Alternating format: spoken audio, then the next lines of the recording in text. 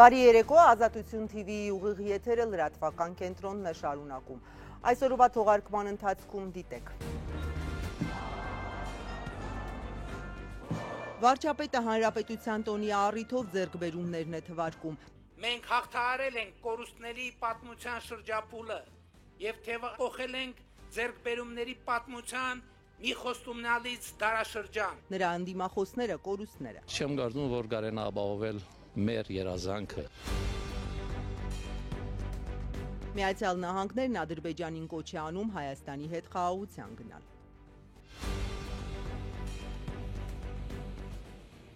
Ադրբեջանի եւ Թուրքիայի նախագահները Լաչինում միջազգային օդանավակայան են բացել։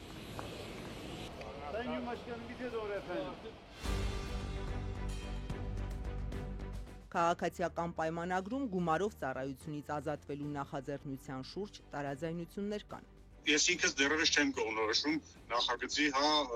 դրական լինելու կամ բացասական լինելու վերաբերյալ։ Ով պետք է վերահսկեր երկու դեռահասի մահվան պատճառ դարձած քարանիվի շահագործման կարգը։ Ռուս-ուկրաինական ուղիղ բանակցությունների հաջորդ փուլի անցկացման օրն ու վայրը շարունակում է անհայտ մնալ։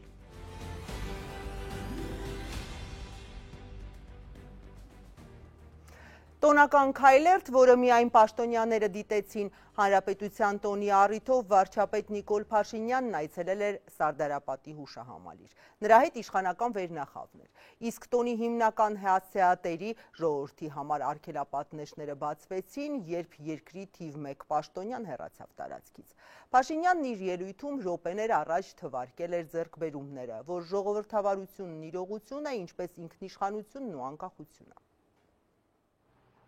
Հանրապետության օրվան նվիրված տոնական քայլերթին Սարդարապատի հուշահամալիրի հարակից տարածքում հավաքված քաղաքացիները ստիպված եղան հետևել բջջայիններով։ Մոտ 2 կիլոմետր հեռու վարչապետից եւ բարձրաստիճան մյուս պաշտոնյաններից։ Վաղ առավոտից մարդիկ այստեղ սպասում էին, որ արգելապատնեշներն ի վերջո կբացվեն եւ կբարձրանան հուշահամալիրի տարածք, դիտելու տոնական միջոցառումը։ Ուղղակի պարադին մասնակցենք, շքերթ նայենք։ Մենք էլ ենք մասնակցել, թողում են։ Չէ, դժվար թողնեն։ Չեն թողնում երևի թե։ Չեն թողնում էլի։ Սպասենք մինչև երևի պարոն Փաշինյանը գա։ Արգելապատնեշները հանվեցին, երբ տարածքից հեռացավ Նիկոլ Փաշինյանը։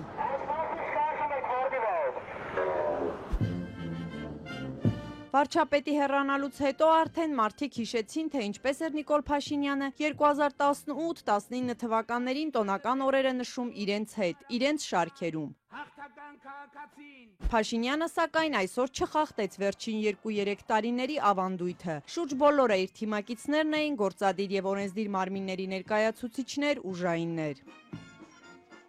Հայաստանը իմ տունն է,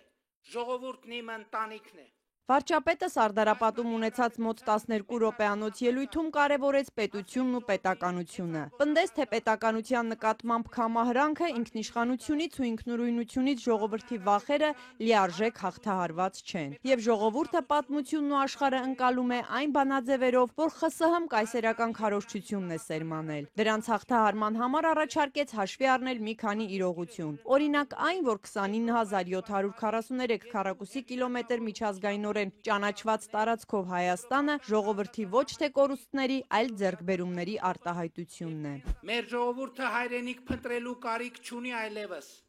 Հայրենիքի մասին երազելու անհրաժեշտություն չկա, որովհետև մեր երազանքները իրագործված են, հայրենիքը գտնված իդեմս Հայաստանի Հանրապետության, իդեմս պետության։ 2020 թվականից ի վեր անցնելով դաժան փորձությունների միջոցով, մեր նահատակների կյանքի գնով մենք մեր ինքնիշխանությունը զարգացնելու, պետականությունը գիտակցելու ու հարատև դարձնելու պատմական հնարավորություն ենք ստացել։ Այսօր մենք ավելի պետություն ենք, քան երբևէ,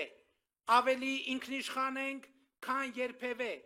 ավելի անկախ ենք, քան երբևէ։ Թե ինքնիշխանությունը ամրապնդելու ինչ հնարավորության մասին է խոսքը, Նիկոլ Փաշինյանը չմանրամասնեց, բայց շեշտեց, դեպի ինքնիշխանություն տանող ընթացքը մտնում է վճռական փուլ։ Հաջողություն համարեց հայ-ադրբեջանական խաղաղության պայմանագրի համաձայնեցումը, որի ստորագրման համար Բաքուն պահանջում է Երևանից փոխել սահմանադրությունը, լուծարել ԵԱՀԿ Մինսկի խումբը։ Հաջողությունների շարքում դասեց նաև հայ-թուրքական երկխոսությունը։ Այստեղ էլ Երևանն ու Անկարան 3.5 տարի է բանակցում են, բայց ձեռք բերված գլխավոր պայմանավորվածությունները մնացել են թղթի վրա։ Վարչապետը նաև պնդեց, աճում է Հայաստանի միջազգային հեղինակությունը։ Տարբեր երկրների հետ հարաբերություններին նոր լիցք է հաղորդվում։ Վերջում եզրակացրեց. Մենք հաղթահարել ենք կորուստների պատմության շրջափուլը եւ թեւախոհել ենք ձեռքբերումների պատմության մի խոստումնալից դարաշրջան։ Հորետեսությունն ու հուսահատությունը այլևս Հայաստանի Հանրապետության ուղեկիցը չեն։ Բայց վարչապետի հայտարարությանը, թե խաղաղությունն ու անվտանգությունն են դառնալու Հայաստանի երկարաժամկետ ուղեկիցները, թերահավատորեն էր վերաբերում Սարդարապատի հուշահամալիրում մեզ հետ զրուցած այս քաղաքացին։ Այն ինչ որ դեղի է ունենում այսօրվա կապակցությամբ անվտանգության առումով անկասկած դակավին ոչինչ չենք տեսնում, որ մենք մեզ անվտանգ զգում, շոշափելի բաներ, երևույթներ, փաստեր դակավին չկան մինչև այսօր։ Այսօրվա քաղաքականությունը այն ինչ որ տեսնում ենք,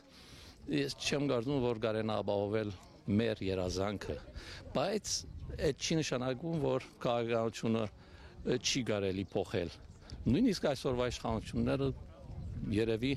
եթե ուզենան գարան իրենց քաղաքականությունը փոխել, ի նպաստ մեր ժողովրդի, ի նպաստ մեր հայրենիքի։ Պետության անվտանգության, պետականության հզորացման համար կարևոր է համախմբվելը։ Այսօրվա ուղերձում ընդգծել է ամենայն հայոց կաթողիկոսը։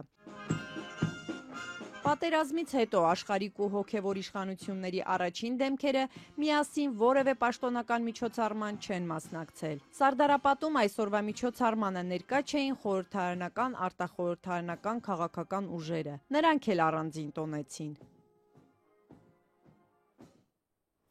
Մինչ վարչապետը կարծում է, որ ավելի անկախ ենք, քան երբևէ, երրորդ հանրապետության առաջին իշխանության ներկայացուցիչներից այժմ ՀԱԿ փոխնախագահի պաշտոնը զբաղեցնող Արամ Մանուկյանը ճիշտ հակառակ կարծիքին է, որ Հայաստանը անկախության արագացված կորստի փուլում է, սա մեջբերում էր, երբ ինքնիշխանությունն ուղղակի ծվատվում է։ Ես այն կարծիքին եմ, որ եթե չլիներ առաջին հանրապետությունը, կարող է երրորդ հանրապետությունը չլիներ։ Դա փաստ է, որովհետև այդ անկախության այդ էտապը հնարավորություն տվեց մոտեցնել այս էտապը 90 թվականի, 91 թվականի մեր անկախության գործընթացը։ Այնպես որ փառքուպատիվ առաջին հանրապետության հիմնադիրներին, բոլոր կուսակցություններին, բոլոր մարդկանց, ժողովրդին, որոնք կարողացան այդ պետականությունը վերականգնել, ցավոք սրտի կարճ ժամանակահատվածում։ Այսօրվա վիճակով հենց երազը, որը կոչվում էր շարժում, այն պորտկումը, այն ամբարված հավատքը 90 թվականին եկավ դարձավ իրողություն, 91 թվականին դարձավ հանրաքվե, ժողովուրդը 2 միլիոն եկավ քվեարկեց եւ դա մեր պատմության, մեր քաղաքակրթության, մեր երազների գագաթն էր։ Դա շարունակվեց ռեֆորմներով, դժվարագույն, ծանրագույն ռեֆորմներով, պատերազմի, շրջափակման, երկրաշարժի պայմաններով, բայց կայացավ։ Տասնյակ պետություններ կարող էին այդ ընթացքում չկայանալ, մենք կայացանք եւ այսօր այդ վիճակում ենք, բայց կորուստների ճանապարհով։ Ցավոք սրտի, այս ամբողջ մեր նորագույն պատմության մեջ մենք հիմա կրում ենք ամենաարագացված անկախության կորստի փուլը։ Որքան էլ հայտարարեն, այնուամենայնիվ իրենց ամբողջ գործունեությունը, ամբողջ քայլերը մեր սուվերենության, մեր ինքնիշխանության կտրատման, ծվատման գործընթաց են իրենցից ներկայացնում եւ այսօրվա ժողովրդի խնդիրը, քաղաքական կուսակցությունների խնդիրը թող շատեր ինձ հետ չհամաձայնեն, պետք է լինի եղածը պահելը։ Մենք ունենք տարածքների կորուստ, մենք ունենք Ղարաբաղի կորուստ, Ղարաբաղի 120,000 հայաթափում, մեր սահմանները ծվատվում են, անկլավների հարցն է քննարկում, ադրբեջանցիների վերադարձի հարցն է քննարկում, ինքնիշխանության սուվերեն գործընթացներից, ինչպիսին է, ասենք, դատական հայցերի եվրոպական դատարանում գոյություն մենք դրանից հետ ենք նշանակում է դու քու քաղաքացիների, քո երկրի արժանապատվության, իրավական, քաղաքական իրավունքներից հրաժարվում ես կամովի։ Մի երկիր, որ իր երկրի ծննդականը մերժում է, եւ հանում է երկրորդ հիմնարար փաստաթղթից սահմանադրությունից, այդ մարդիկ անկախության մասին խոսելու իրավունք չունեն, իրանք այդ բառը հնչեցնելու իրավունք չունեն, իրենք անկախության գործընթացի հակառակորդներն են։ Սարդարապատում վարչապետի ելույթի թեզերը նրան դիմախոս դաշնակցության ներկայացուցիչները զիջողական են որակել։ Բացի այդ, կարծում են Նիկոլ Փաշինյանի խոսքն ու գործն են իրար հակասում։ Դաշնակցականները առաջին հանրապետության հիմնադիրներից Արամ Մանուկյանի հուշարձանի մոտ էին այսօր հավաքվել ծաղիկներ խոնարհելու։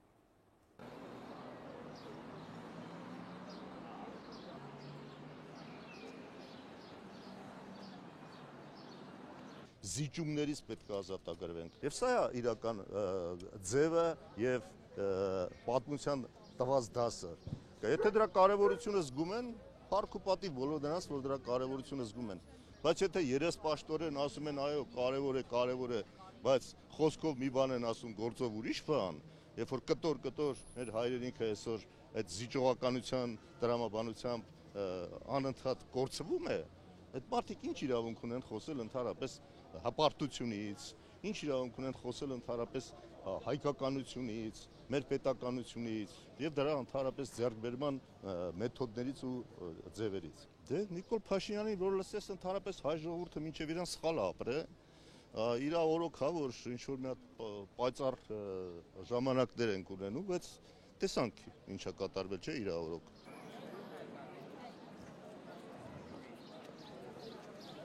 Նիկոլ Փաշինյանը իրական Հայաստանի կոնցեպտով փորձում է արդարացնել այն բոլոր զիջումները, որ արվել են թշնամուն։ Սրանից այդ հանձնումները հիմնավորելու համար հորինել է այս իրական Հայաստանի կոնցեպտը եւ կեղծ խաղաղության օրակարգը, որով փորձում է մեր հասարակությանը կերակրել, դրանով փորձելով մեկ անգամ եւս վերընտրվել։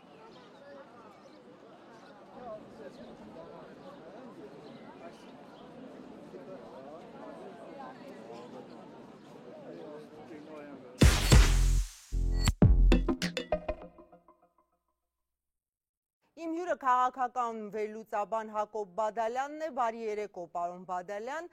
այսօր ձեզ հրավիրել եմ զրուցելու վարչապետ Փաշինյանի տոնական ուղերձի շեշտադրումների շուրջ, մեր ժողովուրդը այլևս հայրենիք փնտրելու կարիք չունի, իդեմս Հայաստանի Հանրապետության հայրենիքը գտնված է։ Սա պատմական ու Փաշինյանի հռչակած իրական Հայաստանների ծիրին մեջ հայտարարություն է, ինչ հայտարարություն է սա ձեր կարծիքով։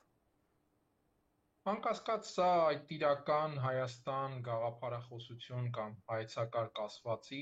հերթական դրսևորումն է, որը նաև անշուշտ վերջին շրջանում ստացել է ընդգծված նախընտրական երանգներ, այսինքն գաղտնիք չէ, որ Նիկոլ Փաշինյանը հենց այս չակերտավոր ասված գաղափարախոսությամբ կամ չակերտավոր հայեցակարգով է գնալու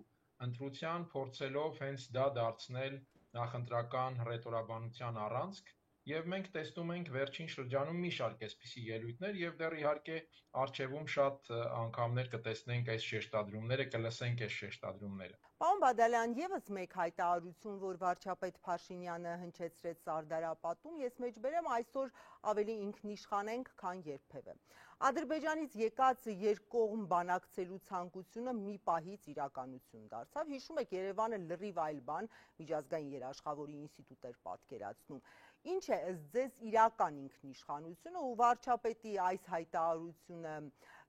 իրականություն է, թե հակադրությունների մեջ ընտրապայքարում ներկայանալու այսպես նախընտրական պատրաստություն, ինչի մասին դուք արդեն սկսեցիք խոսել, ի վերջո ընտրություններին 1 տարի է մնացել։ Կկրկնվեմ, եթե ասեմ, որ այս մասին խոսակցությունը, որ վարում է Նիկոլ Փաշինյանը եւ կառավարող մեծամասնությունը, բովանդակային իմաստով դարձյալ գործնականում ոչինչ է եւ ունի բացառապես տեղեկատվակ քարոզչական նպատակ, որովհետեւ բովանդակային իմաստով մենք ինչ ենք տեսնում։ Հենց նախորդին Նիկոլ Փաշինյանը արել էր հայտարարություն, որ եթե Հայաստանի սահմանադրական դատարանը հայ-ադրբեջանական խաղաղության պայմանագիրը դիտարկի սահմանադրությանը հակասող, ապա ինքը կնախաձեռնի սահմանադրական փոփոխություններ։ Այսպիսի հայտարարություն չի կարող հնչել ինքնիշխան երկրում, որովհետև ինքնիշխան երկիրը առաջնորդվում է իր սահմանադրությամբ։ Եվ եթե հայ-ադրբեջանական խաղաղության պայմանագիրը չի համապատասխանում սահմանադրությանը, ապա փոխվում է ոչ թե սահմանադրությունը, այլ փոխվում է պայմանագիրը կամ այդ պայմանագիրը բանակցած իշխանությունը։ Երբ իշխանությունը հայտարարում է, որ սահմանադրությանը չհամապատասխանելու դեպքում կփոխվի սահմանադրությունը, սա որևէ աղերս չի կարող ունենալ ինքնիշխանության հետ։ Իսկ ցանկացած պետության ինքնիշխանության առանցքներից մեկը դա բնականաբար մայր օրենքն է, սահմանադրությունը, որով ապրում է այդ պետությունը, որը նաև այդ պետության ուղերձն է աշխարհին, թե ինչպիսին է այդ պետության բովանդակությունը, գաղափարախոսությունը, արժեքները եւ այլն։ Հարցը հետեւյալն է. մենք խոսում ենք ինքնիշխանությունից, բայց ինքնիշխանության առանցքային բաղադրիչների, առանցքայինի թերևս սահմանադրության հարցում մենք հայտնվել ենք Ադրբեջանի թելադրած պահանջի ներքո։ Ես դրա համար բերեցի հենց այդ օրինակը։ Պարոն Բադալյան, ձեզ համար համոզիչ չէ իշխանության այն հայտարարությունը, որ նոր սահմանադրությունը կամ սահմանադրության փոփոխությունները Ադրբեջանի պահանջով չեն արվում, այլ ներքին օրակարգ են։ Ինքս այդ կասկածը չեմ ունեցել, բայց եթե որևէ մեկը կարող էր կասկած ունենալ, ապա Նիկոլ Փաշինյանի հենց վերը հիշատակածս հայտարարությունը գործնականում ցրում է այդ կասկածները։ Այսինքն նա խոստովանում է, որ այդ թեման բացառապես Ադրբեջանի պահանջով բերված թեմա է։ Այլապես, եթե դա ներքին հարց է, ինչ կապ ունի սահմանադրական դատարանը, ինչ կորոշի հայ-ադրբեջանական խաղաղության պայմանագրի մասով, համապատասխանում է սահմանադրությանը թե ոչ։ Եթե Հայաստանը ներքին օրակարգով սկսել է սահմանադրական փոփոխության գործընթաց, ապա այդ գործընթացը բնականաբար պետք է հասնի իր տրամաբանական ավարտին։ Բայց ինչ է ասում Հայաստանի վարչապետը։ Եթե սահմանադրական դատարանը որոշի, որ սա չի համապատասխանում սահմանադրությանը, ես կնախաձեռնեմ սահմանադրական փոփոխություններ։ Իսկ եթե սահմանադրական դատարանը որոշի, որ համապատասխանում է սահմանադրությանը, այսինքն մենք հրաժարվում ենք սահմանադրական փոփոխությունից, սա խոստովանում եւ վկայում է, որ այդ հարցը Հայաստան է բերվել հենց այդ օրակարգով, այսինքն Ադրբեջանի պայմաններով։ Հասկանալի է ձեր տեսակետը, շատ շնորհակալ եմ մեր հրավերն ընդունելու համար, ես հիշեցնեմ քաղաքական վերլուծաբան Հակոբ Բադալյանի հետ էի զրուցում։ Ադրբեջանում այսօր անկախության օրն են նշում։ Այդ առիթով հղած ուղերձում Միացյալ Նահանգների նախագահը իր աջակցությունն է հայտնել հայ-ադրբեջանական հարատև խաղաղությանը։ Հակամարտության խաղաղ կարգավորումը կնպաստի Հարավային Կովկասի հետագա բարգավաճմանը, ինչպես նաև նոր հնարավորություններ կստեղծի Միացյալ Նահանգների հետ համագործակցության համար։ Այժմ խաղաղության հասնելու եւ Հարավային Կովկասի ժողովուրդների բարօրությունն ապահովելու ճիշտ ժամանակն է, նշված է Դոնալդ Թրամփի ուղերձում, որի տեքստը հրապարակվել է Ադրբեջանի նախագահի պաշտոնական կայքում։ 2022-ից ադրբեջանական վերահսկողության տակ գտնվող Լաչինում անցկացվել է Ադրբեջանի, Թուրքիայի եւ Պակիստանի ղեկավարների գագաթնաժողովը։ Իլհամ Ալիևը հայտարարել է 3 երկրների ռազմական համագործակցությունը մեջբերում ամրապնդում է խաղաղությունն ու կայունությունը շատ մեծ աշխարհագրական տարածքում։ Բացի այդ, Ադրբեջանի եւ Թուրքիայի նախագահները պաշտոնապես բացել են Լաչինի միջազգային օդանավակայանը։ Էրդողանն առաջին ուղևորներից է եղել, նրա ինքնաթիռը հենց այդ օդանավակայանում է վայրէջք կատարել։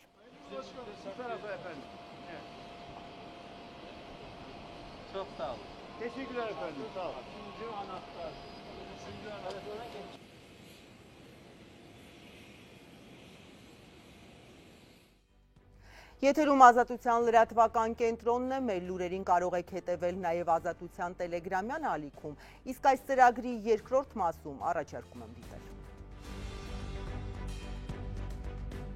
Քաղաքացիական պայմանագրում գումարով ծառայությունից ազատվելու նախաձեռնության շուրջ տարաձայնություններ կան։ Ես ինքս դեռևս չեմ կողմնորոշում նախագծի դրական լինելու կամ բացասական լինելու վերաբերյալ։ Ով պետք է վերահսկեր երկու դեռահասի մահվան պատճառ դարձած քարանիվի շահագործման կարգը։ Ռուս-ուկրաինական ուղիղ բանակցությունների հաջորդ փուլի անցկացման օրն ու վայրը շարունակում է անհայտ մնալ։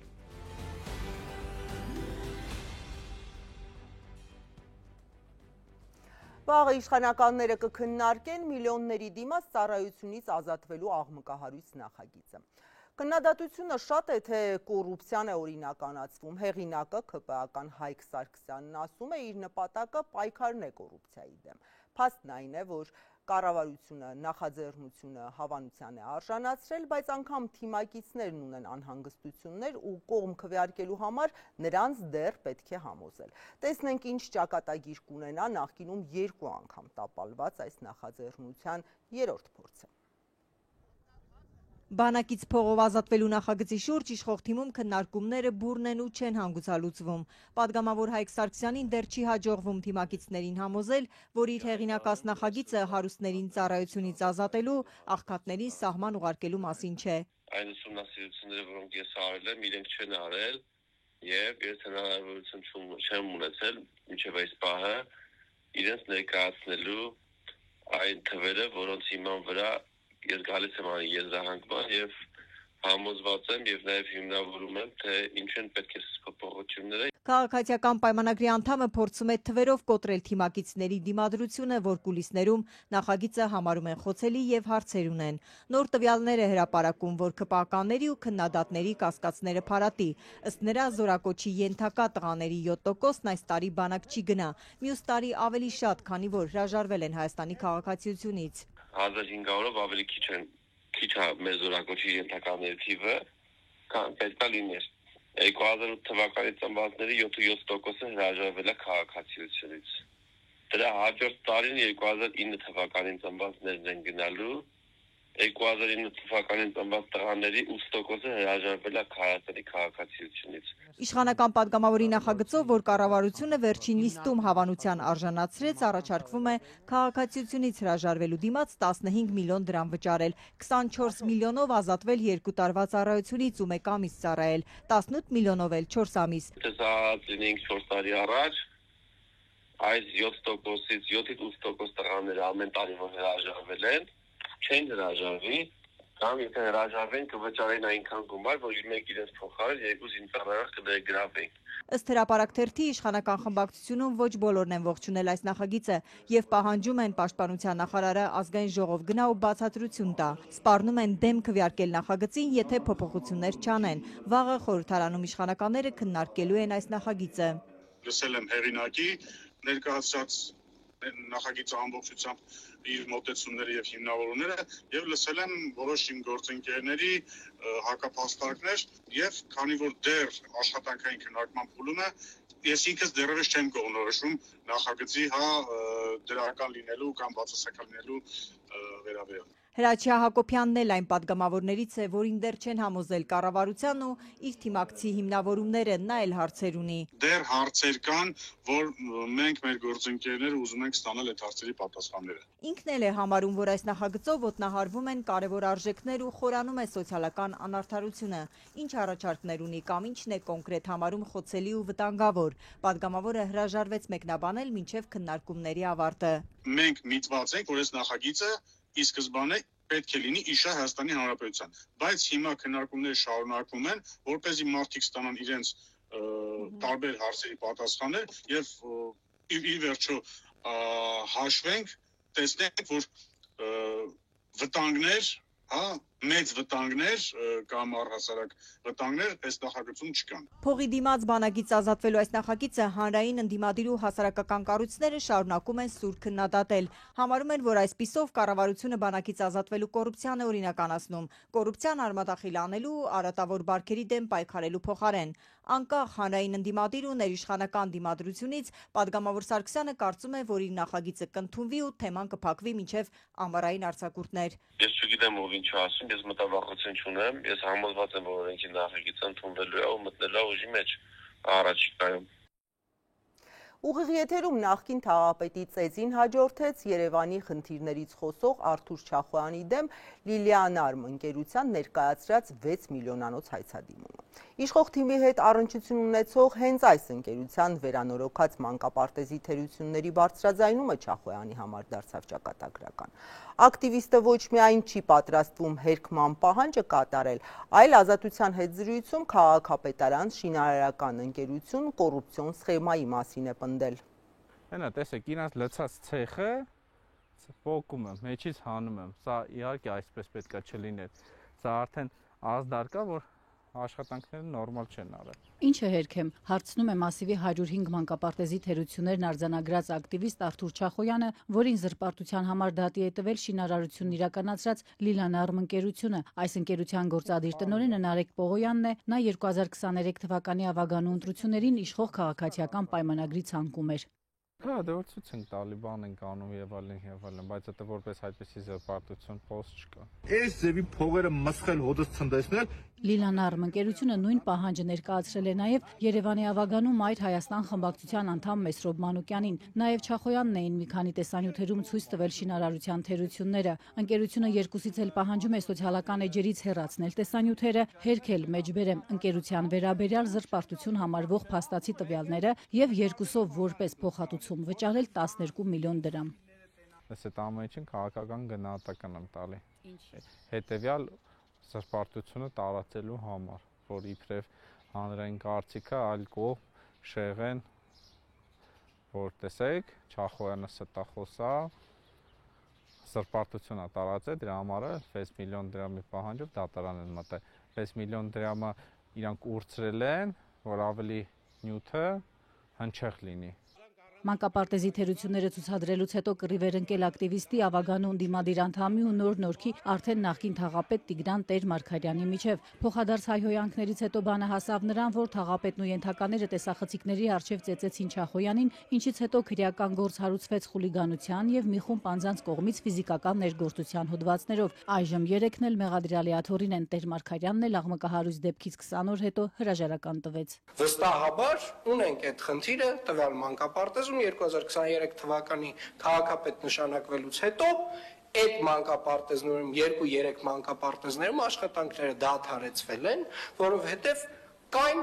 մի շարք խնդիրներ, որակի հետ կապված, փաստաթղթերի հետ կապված, երկուսի հետ կապված կար քրեական գործեր։ Չնայած Երևանի քաղաքապետ Տիգրան Ավինյանը վերջերս ընդունել էր, որ Չախոյանի հայտնաբերած թերություններն իսկապես կան, բայց այսօր հեքիաթ է որակել ակտիվիստի պնդումը, թե այս ամենը կոռուպցիա է։ Այդ հեքիաթները խնդրում եմ գնացեք ուրիշ տեղեր պատմեք, կոռուպցիայի մասին ոչ մեկ չէր բարձրաձայնում։ Դե իրանք են պատմում։ Սուտ են ասում։ Եթե նրանք ասում են, որ այդտեղ կոռուպցիա է եղել, այդտեղ սուտ են ասում։ Իր հերթին Չախոյանը շարունակում է պնդել, ասֆալտն արել են առանց բիտումի եւ առհասարակ նյութեր են խնայել։ Ակնհայտ արդեն իսկ կոռուպցիոն ռիսկերը կայանում են նրանում, որ մանկապարտեզը արդեն իսկ պետք է շահագործման հանձնված լիներ, շահագործման չի հանձնվել։ Տեսեք, ինչքան թույլ ամրություն չկա, որ տակից բուսականությունն է աճում։ Խոտ է աճում, ծառը աճել, հենա ծառը աճել արդեն մեջը։ Դες ոնց կարելի է։ Սա ակնհայտ պետական միջոցների վատնում է։ Տեսեք, սա երևի իմ կարծիքով հողը ավելի ամուր է, քան այս ասֆալտը։ Մանկապարտեզի նորոգումը համայնքային բյուջեի համար այս պահին արժեցել է ավելի քան 222 միլիոն դրամ։ Սա գումարի մի մասն է, մյուս մասը 57 միլիոն դրամը քաղաքապետարանը չի վճարում, մինչև թերությունները չշտկվեն։ Լիլանարմ ընկերությունն ավելի վաղ հայտարարել էր, թե Չախոյանն ու Մանուկյանն արատավորել են ընկերության բարի համբավը եւ որ մանկապարտեզի նորոգման աշխատանքներն ավարտված չեն, դադարեցված են եւ կշարունակվեն ֆինանսական միջոցների հատկացման համաձայնագիր կնքվելու պահից։ Ավելին, ըստ ընկերության տեսանյութում նկարահանված քանդվող ցանկապատը չնորոգված կոյողին եւ կոնկրետ ասֆալտն առհասարակ նախատեսված չեն պայմանագրի նախագծանախահաշվային աշխատանքների մեջ։ Տարբեր պատրվակներ ասած, չես հասցնի, չես կարող։ Մի խոսքով,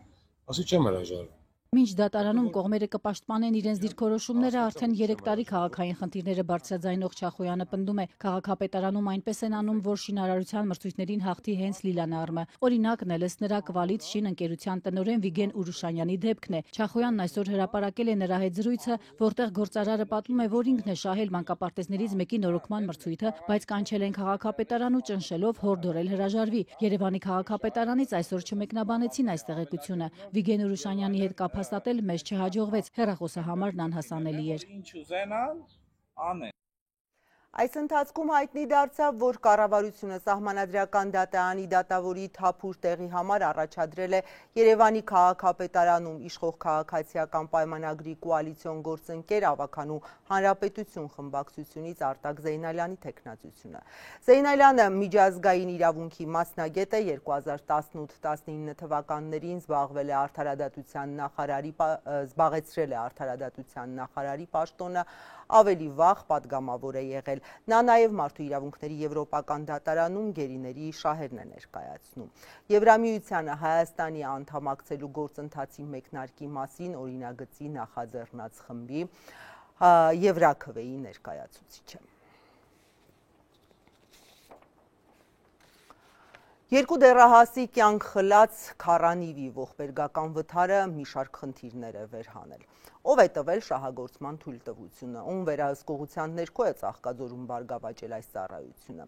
Մի քանի պետական մարմին այժմ միմյանց են փոխանցում այս հարցերը։ Մահացու վթարից 5 օր անց Ծաղկաձորում որևէ կվադրացիկլ չի երևում, չկան։ Պրծավ, всё։ Սա խանեցին։ Ինչքան կա արգելեցին։ Ում թույլտվությամբ էին Կեչարիզվանական համալիրի մոտ բազմաթիվ կվադրացիկլեր դիրքավորվում զբոսաշրջիկներին պտույտի տանելու համար։ Տարածքի ավտոկայանման տեսուչը չգիտի, միայն այն գիտի, որ շաբաթ օրը 2 դեռահաս աղջիկների մահվան դեպքից հետո այդ Քարանիվ սարքերը չքվել են, ով հրահանգեց, դա էլ չգիտի։ Հիմա կարող է ես մի տարուց հետո թողեն կամ չթողեն։ Շաբաթ օրը Երևանի 29-րդ դպրոցի մի խումբ 10-րդցիներ Ծաղկաձոր ժամանակ անցկացնելու էին եկել։ 4 աղջիկներ բագի Քարանիվ կվադրացիկլ են վարձակալել հենց Կեչարիսի մոտից, վարորդը 19-ամյա ծաղկաձորցի։ Վթարը վանքից մի քանի տասնյակ մետր ներքև էր։ Ենթադրաբար մեքենան արագության տակ բախվել է պատնեշին, կողաշրջվել։ Աղջիկները դուրս են թռել մեքենայից։ Հետո իմացա, որ արդեն շուր է եկել։ 3 հատ Սկոր եկավ։ Աղջիկներից երկուսն էլ 15 տարեկան ու երկուսն էլ Ալեքսանդրա անունով լուսավոր գեղեցկուհիներ մահացել են գիտակցության չգալով։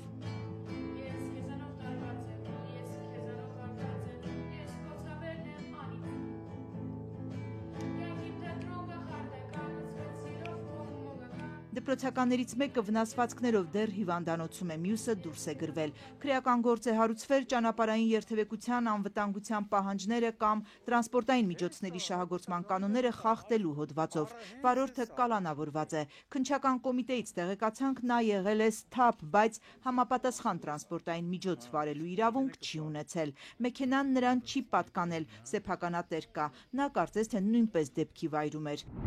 Երկու դեռահասի մահվան պատճառ դարձած այս ողբերգությունից հետո հարցերը շատ են։ 4 տեղանոց այդ բագիում 5 հոգով են տեղավորվել, վարորդն առանց իրավունքի, իսկ տեխնիկապես ինչ վիճակում է եղել այդ Քարանիվ բագին, պատասխաններ դեռ չկան։ Պետական կամ համայնքային որևէ մարմնին հետաքրքրել է, թե ինչ ծառայություն է սա։ Ծաղկաձորի տարբեր հատվածներում այս մեքենաները մշտական տեղակայման վայրեր ունեն ու սահմանված հստակ գներ 1 ամբողջական պտույտից մինչև 10 րոպեանոց զբոսանք։ Ում թույլտվությամբ ու վերահսկողությամբ է այդ ծառայությունը մատուցվում զբոսաշրջային Ծաղկաձորում։ Համայնքը այստեղ որևէ անելիք չունի։ Ծաղկաձորի համայնքապետն ասում է, համայնքը գործունեության թույլտվություն տալիս է օրինակ հանրային սննդի համար, բայց որ մարդիկ կվադրոցիկլ են քշում, երևի երթևեկության հարց է, ենթադրում է Նարեկ Հարությունյանը։ Դա կվադրոցիկլները Քարանիվ տեխնիկաներ են, չէ՞։ Մեքենաների, որոնց կարծում եմ ես, որը պետք է արդեն վերահսկվեր ոստիկանության գործառույթների թույլտվություն կա կամ համապատասխան լիցենզիա ունեն, չունեն, այսպես է թվում, կամ անվտանգության նորմերը պահպանում են, թե ոչ։ Մինչև երթևեկությանն անցնելը այդ սարքերը կայանում են համայնքի շատ հստակ հատվածներում, դրանց տերերը վարձով մեքենա են բաժանում, այսինքն փող են աշխատում։ Եկեղեցու մոտ Ծաղկաձորի հենց կենտրոնում այժմ վերակառուցվող հրապարակի տարածքում էին դրանք։ Համայնքը կապ չունի, համայնքապետն այս դեպքում էլ պետեկամուտների կոմիտե է ուղղորդում։ Որևէ գործառույթ համայնքը չունի, որ ասի, այստեղ մի կայանի։ Մենք ոստիկանության աշխատակից չենք, մենք համայնքն ենք, չէ՞։ Եկել է մեքենա քաղաքացին կայանելա, գնաս ասես հանի այդտեղից։ Չի լինի, չէ՞։ Ինչի հիման վրա էս հանել տալիս։ Ճանապարհի վրա կայանած է, օրինակ։ Բայց եթե գործունեության առումով, այստեղ կարծում եմ դուք հարցը պետք է պետ եկամներ կոմիտե։ Եվ որպես վերջնական փաստարկ համայնքապետը պնդում է այնտեղ, որտեղ ծավալվում էր այդ բիզնեսը, այսինքն կոնկրետ կայանման հասցեները բոլորովին էլ համայնքինը չեն։ Դա համայնքային տարածք չի, սկսենք այդտեղից։ Եթե նկատի ունեք եկեղեցու տարածքը, դա եկեղեցու Հրապարակինը հանային ճանապարհը, մարզային ճանապարհ, մարզային նշանակության ճանապարհը դա։ Կեչարի Սվանական համալիրի հոգևոր հովիվ Տեր Սահակ Քահանային հարցրինք։ Կվադրոցիկլերի համար տարածք եք տվել, պնդեց նույնիսկ տեղյակ չէր, որ այդ ճամփան եկեղեցուն է պատկանում։ Քարանիվների բիզնեսի հետ եկեղեցին կապ չունի ասաց։ Հարցման հաջորդ հասցեն ոստիկանությունն է։ Այստեղ էլ պնդեցին իրենց տիրույթում է երթևեկող քարանիվը։ Ընդ որում, եթե պետհամարանիշ չունի, երթևեկությանը մասնակցելու իրավունք չունի, կարող է միայն փողոց հատել, վթարված բագինի դեպ առանց համարանիշի է։ Ինչպես է երթևեկության մեջ մտել այն էլ վարորդն առանց վկայականի, ոստիկանությունից փոխանցեցին, իրենք պարբերաբար ռեյդեր են անում, հայտնաբերում կարգազանցներին, թվերել ունեն, բայց դրանք կտրամադրեն ոչ այսօր, որովհետև օրը աշխատանքային չէ։ Հետո պետեկամուտների կոմիտեից հետաքրքրվեցինք վարձով կվադրացիկլեր տրամադրող Ծաղկաձորյան ընկերություններ կամ անհատ ձեռներեցներ ունեն հարկ վճարողների շարքում։ Լրատվականից փոխանցեցին հարկ վճարողի տվյալներ են անհրաժեշտ այդ տեղեկատվությունը ստուգելու համար։ Քննչական կոմիտեն էլ այս պահին տեղեկատվություն չունի վթարված մեքենան անձի է պատկանել, թե ընկերության։ Իդեպ քրեական այս գործով մեքենայի տերը որևէ կարգավիճակ չունի էլ։ Իմաստ չունի, գալիս են մարդու վրա։ Էդ էլ են մյուս ինքնագլորներն է, ընդհանրապես իմաստ չունի։ Ծաղկաձորում հանգստանալու եկած այս տիկնոջ կարծիքով հանգստավայրի փողոցները պիտի ազատվեն այս էքստրիմ սարքերից, իսկ ծաղկաձորցի այս տղամարդը խնդիր չի տեսնում։ Չէ, նեղություն տես չեն տալիս։ Հա, նորմալ է։ Դուք ունեք։ Ես անձամբ չէ, բայց շատ եմ օգտվել։ Հանգիստ եթե քշում են նորմալ է, էլի։ Ну, դե քշում են, քաղաքի մեջ էլ են քշում, տուրերել են անում։ Տուրիստների համար։ Իդեպ այստեղ շատերն են կվադրոցիկլ վարում կամ վարձով տալիս, նաև բագիներ։ Վերջինի համար վարորդական վկայական է պետք, կվադրոցիկլերի համար ոչ։ Վերջին ողբերգությունը պարզ դարձրեց, որ բոլորովին նշանակություն չունի, թե ինչ է նախատեսված իրավական ակտերով։ 4 անիվ լինի, գլորեն փող աշխատեն, նկատող չկա։ Միջազգային թեմաներին անդրադառնանք, Վաշինգտոնի հետ բանակցությունների հաջող ավարտի դեպքում Թեհրանը կարող է թույլատրել ամերիկացի տեսուչների մուտքը Իրանի միջուկային օբյեկտներ։ Այսօր հայտարարել է Իսլամական Հանրապետության ատոմային էներգիայի գործակալության ղեկավարը։ Դա նորմալ է, երբ թշնամաբար տրամադրված պետությունը ներկայացնող տեսուչների մուտքը արգելվում է, բայց եթե միջուկային ծրագրի շուրջ համաձայնագիրը իրականություն դառնա, մենք կարող ենք թույլատրել ատոմային էներգիայի միջազգային գործակալության հետ աշխատող ամերիկացի մասնագետների մուտքը մեր միջուկային օբյեկտներ, նշել է իրանցի պաշտոնյան։ Ռուս-ուկրաինական պատերազմը ավարտելու անորոշության ֆոնին ամերիկացի և ռուս պաշտոնյաներն են քննադատական հայտարարություններ փոխանակում։ Դրան զուգահեռ եվրոպացիները հայտարարում են Ուկրաինային աջակցությունը շարունակելու մասին։ Գերմանիայի նորընտիր կանցլերը այսօր նույնիսկ խոսել է Կիևի հետ համատեղ սպառազինություն արտադրելու մասին։ Վլադիմիր Պուտինը կրակի հետ է խաղում չհամաձայնելով Ուկրաինայում հրադադար հաստատելուն, հայտարարել է Միացյալ Նահանգների նախագահը, որ նորեր առաջ էլ ասել էր, թե Ռուսաստանի նախագահը լրիվ խելագարվել է։ Դոնալդ Թրամփը սոցցանցում այսօր գրել է, որ եթե չլիներ ինքը, ապա Ռուսաստանի հետ շատ վատ բաներ տեղի կունենային։ Եվ ես նկատի ունեմ իսկապես շատ վատ բաներ։ Նա կրակի հետ է խաղում։ Արձագանքելով Ռուսաստանի անվտանգության խորհրդի փոխնախագահն ասել է, թե ինքը գիտի միայն մեկ վատ բան՝ երրորդ համաշխարհային պատերազմը։ Հուսով եմ Թրամփը հասկանում է սա, սոցցանցում սպառնացել է Դմիտրի Մեդվեդևը։ Մեդվեդևին էլ իր հերթին արձագանքել է ԱՄՆ նախագահի հատուկ բանագնաց Քիթ Քելոգը, ասելով, որ երրորդ համաշխարհայինի շուրջ վախերը սրելու նրա փորձն անխոհեմ է եւ հարիր չէ գերտերությանը։ Fox News-ի հետ զրույցում էլ Քելոգը հաստատել է, ուկրաինական կողմից ստացել են խաղաղության համաձայնագրի հուշագրի տեքստը, սպասում են Մոսկվայի պատասխանին։ Ամերիկացի պաշտոնյան նաև բացատրել է, թե ինչ է նկատի ունեցել Թրամփը, ասելով, թե Պուտինը կրակի հետ է խաղում։ Կարծում եմ, նա խոսում է անձնական հարաբերությունների մասին, քանի որ դա այն բաներից մեկն է, որ նախագահ Թրամփն իսկապես արժևորում է, եւ նա իսկապես լավ է բանակցում մարդկանց հետ։ Նա շատ լավ բնազդներ ունի։ ԱՄՆ պետդեպարտամենտի մամուլի խոսնակն իր հերթին ասել է, որ Պուտինի մասին նախագահ Թրամփի վերջին հայտարարությունները չպետք է ընդունել որպես հիասթափության նշան։ Թեմի Բրյուսի խոսքով դրանք մի մարդու հայտարարություններ են, որը ցանկանում է վերջ դնել պատերազմին։ Կարծում եմ, Ռուսաստանը պետք է լուրջ վերաբերվի դրան, եւ կան բազմաթիվ տարբեր գործիքներ, որոնք նախագահն ունի իր տրամադրության տակ համոզվելու համար, որ մեր տեսակետը լսելի է եւ դրանք կարող են օգտագործվել այս կոտորածը դադարեցնելու համար։ Մինչ ԱՄՆ-ից եւ սպառնալիքներ եւ հորդորներ են հնչում, Ռուսաստանի արտգործնախարարն ասել է, որ առաջիկայում կհայտարարեն ուղիղ բանակցությունների երկրորդ փուլի անցկացման վայրի մասին։ Սերգեյ Լավրովը հիշեցրել է Մոսկվայի պահանջները խնդրի կարգավորման համար, Ուկրաինան պետք է հրաժարվի ՆԱՏՕ-ին անդամակցելու եւ միջուկային զենք ունենալու գաղափարից։ Возвращение к этому обязательству является одним из ключевых требований России. Այս պարտավորություններին վերադառնալը Ռուսաստանի հիմնական պահանջներից մեկն է, որոնք պետք է բավարարվեն ցանկացած կարգավորման շրջանակում։ Ինչպես որ համաձայնեցվել է 2022-ի ապրիլին Ստամբուլի բանակցությունների ժամանակ, երբ այս սկզբունքը հանձնվեց թղթին։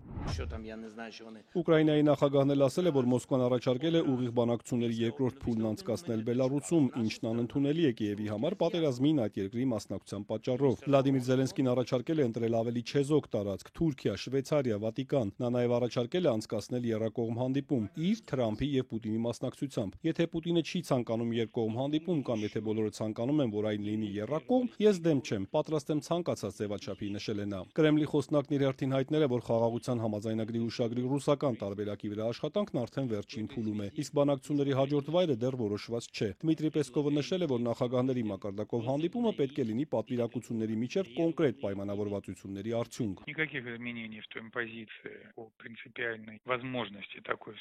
Նման հանդիպման հնարավորության շուրջ մեր դիրքորոշման մեջ որևէ սկզբունքային փոփոխություն չկա։ Շուտով նաև հայտնի կդառնան հուշագրերի երկու կողմերի նախագծերը եւ արդեն կանցնենք բանակցությունների հաջորդ փուլին։ Պեսկովը չի մեկնաբանել Թրամփի վերջին հայտարարությունը, միայն շնորհակալություն է հայտնել նրա միջնորդական ջանքերի համար։ Իսկ ռազմական դրությունը մնում է լարված, ռուսական կողմը հայտարարել է, որ առաջ է ընթանում գրեթե բոլոր ուղղություններով եւ եւս երկու բնակավայր է վերցրել։ Ռուսաստանը հարվածել է Խարկովին, Կիրովոգրադին, այլ շրջանների, կա մեկ զոհ, մի քանի վիրավոր։ Ուկրաինական զինուժն էլ անօթաչուներով հարձակվում է Մոսկվայի եւ այլ քաղաքների վրա։ Մեծ Մոսկվայում հարվածել են անօթաչու արտադրող գործարանի։ Չեղարկվել են որոշ չվերթներ, ժամանակավորապես փակվել են Մոսկվայի եւ Կալուգայի օդանավակայանները։ Մոսկվա թռչող ավելի քան 50 ինքնաթիռ ստիպված է եղել վայրը չկատարել այլ ընտրանքային օդանավակայաններում։ Իդեպ րոպեներ առաջ Ռուսաստանի արտգործնախարարն ուկրաինական կողմին առաջարկել է հանդիպել գալիք երկուշաբթի դարձյալ Ստամբուլում։ Կիևից դեռ արձագանք չկա։ Մայիսի 16-ին կողմերը երկար ընդմիջումից հետո Թուրքիայում էին ուղիղ բանակցել, բայց զինադադարի համաձայնություն չէր կայացվել։ Այսքան այս թողարկման համար ես ձեզ հրաժեշտ եմ տալիս, ազատություն.am կայքում լրահոսը անընդհատ թարմացվում է, հետևեք, գտեք մեզ սոցցանցերում, YouTube-ով դիտեք և կաբելային ալիքներով, հաջողություն։